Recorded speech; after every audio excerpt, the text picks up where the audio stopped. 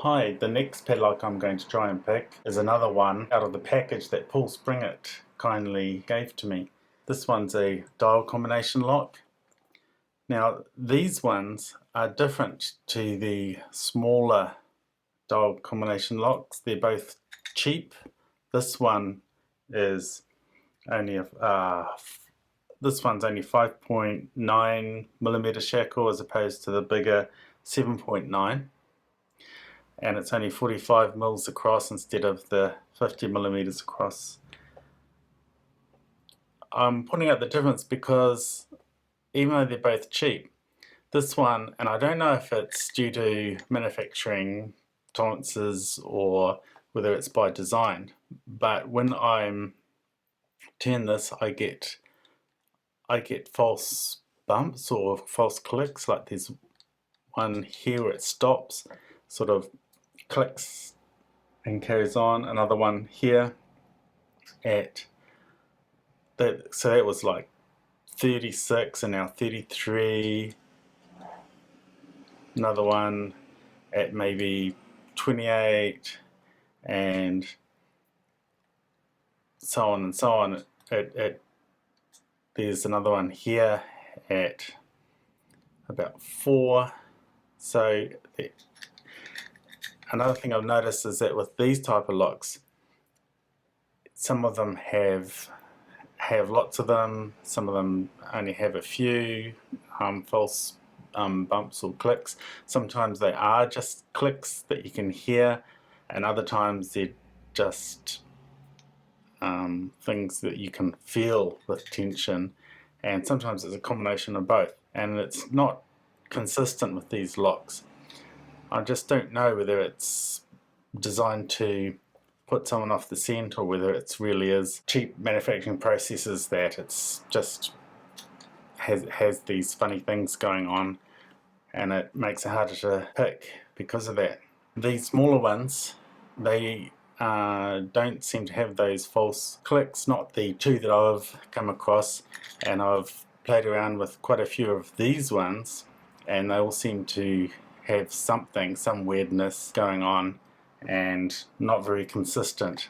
This one, Paul Springett has kind of given me this lock, and he's taken off the code at the back. Now, the technique that I use to pick these, first of all I have to turn it several times to the right.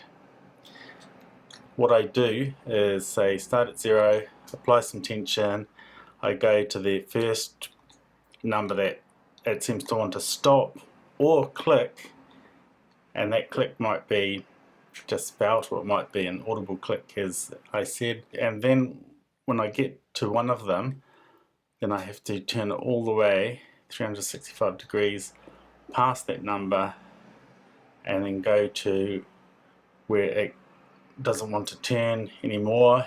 It might be it doesn't want to turn, or it might be a click. It's very inconsistent. If I get to one like here, that might be the right one, I turn it back and it doesn't bind, it's just very loose. So I know that's not the right one, so I keep going to the next one, turn it back, still loose, keep going to the next one, turn it back, still loose, keep going to the next one, turn it back, still loose, and keep going, and so on until I'm right back at the number I'm started with. So I know that that first number is wrong, so I start again and I put it all the way back past that first number that I tried, because I find that if I tension it and then turn it to that number, it's with some of these locks seems to turn some of the inner wheels start sliding. I also found that if I apply too much tension, the same thing happens, so I'm just applying light to moderate tension, probably on the light side. So I've gone past the 38, going to the next one, which is maybe 33 or 34, and then I do the same thing again. I put it all the way around past that number, and then I'll go and check exact same things, and see if anything binds. When I hit a number, I turn it the other way and see if it binds. Doesn't bind, keep on going. Turn it, see if it binds, keep going. And I keep on this process over and over and over. And for this lock, I had to check serial numbers like that 38, that 34, 33 or whatever it is.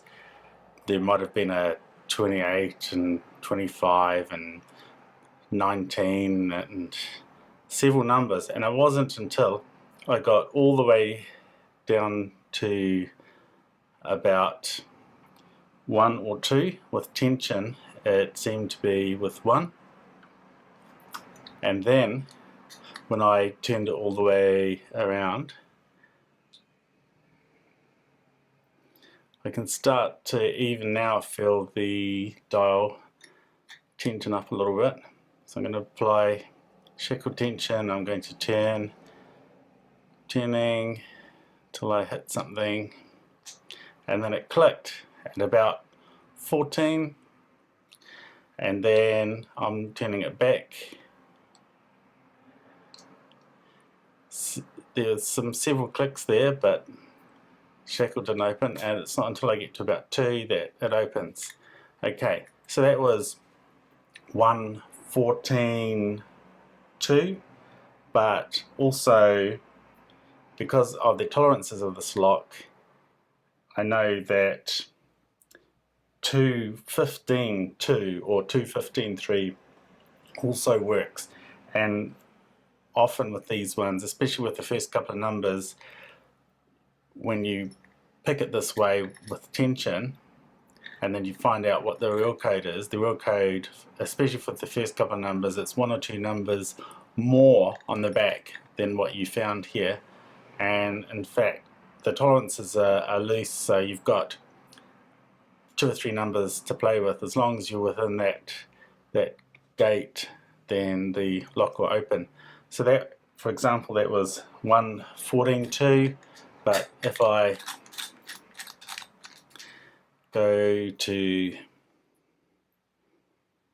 I'm going to go to 2, then all the way past 2, this time I'm going to go to 15, and then I'm going to go to 3, then the lock still opens. It spun round to 2. So I think the proper code is something like 2:15:2, something like that, but somewhere around there, and then the lock opens. So that's how I managed to decode this one. The next one is a Lockwood acid alloy dial combination lock, and that's going to be a lot more challenging. Even though this one was really challenging for me, and in fact there were so many numbers to check for that I started second guessing myself, and I was starting again and checking them all, and it took me about 45 minutes to get into this one actually. But the Lockwood acid alloy, that's a more expensive dial combination lock, and it's presumably more well designed and harder to get into. Thanks.